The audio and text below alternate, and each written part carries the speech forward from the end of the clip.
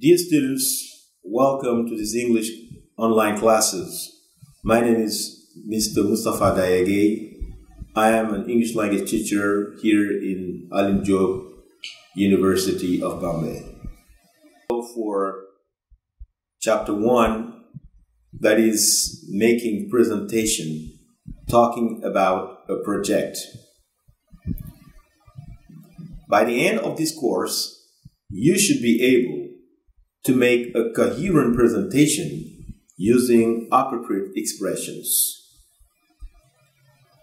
But if you want to go for presentation, you need helpful phrases, meaning helpful expressions for you to go for presentation.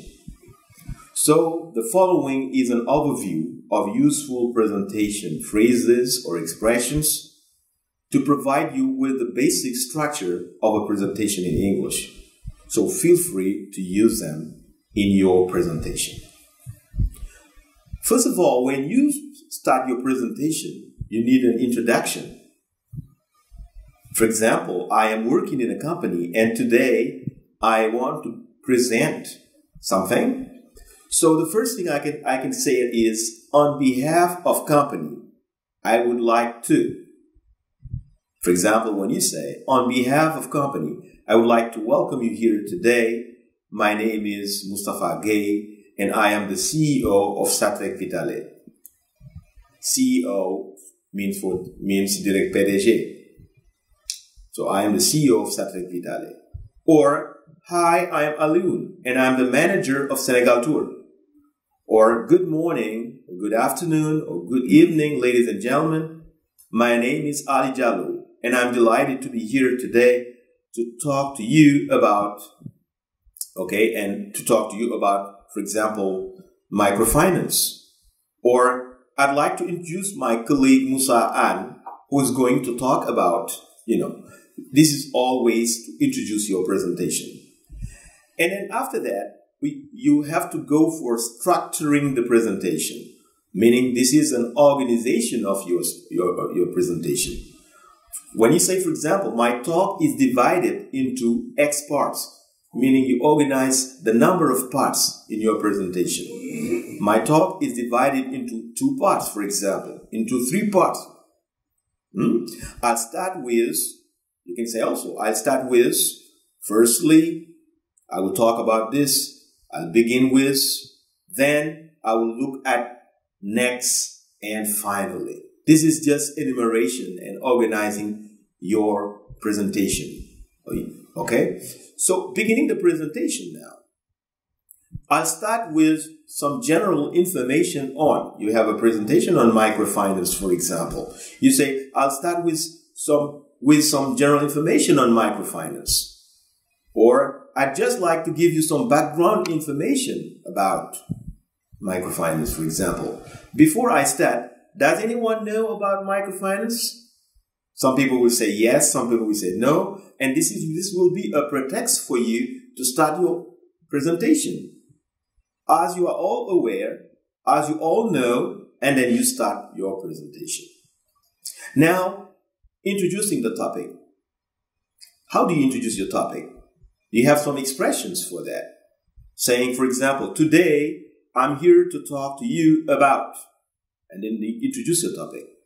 Or, as you all know, today I'm going to talk to you about, for example, about the issue of microfinance, for example.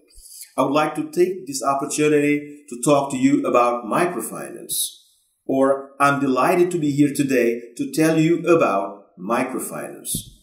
Today, I would like to outline the issue of microfinance, for example. These are all ways to introduce your topic. Now, at the end of the topic, at the end of the presentation, you need to sum up your idea. This is what we call the summary. Let's sum up your ideas. Now, you can say things like, to sum up, and then you start summarizing your idea, or so to summarize the main points of my talk, and then you sum up, or just a quick recap of my main points, and you give your summary. This is expressions for you to sum up your ideas. And then you finish by the conclusion, saying, for example, this expression, I'd like to conclude by saying that Okay, microfinance is, for example, a good way to help people have access to bank system, for example. Or that brings me to the end of my presentation. Thanks for listening.